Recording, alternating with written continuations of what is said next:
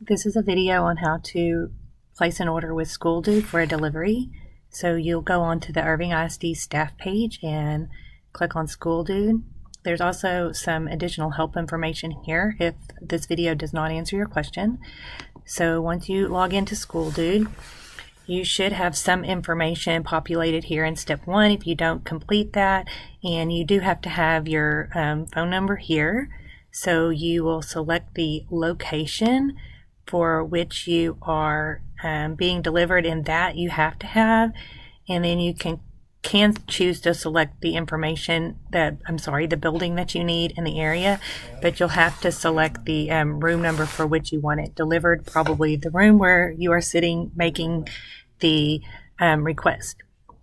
And so for step 2, location and room number need to be chosen, and then here you'll click on delivery, and then make sure that when you go up here it's highlighted for delivery.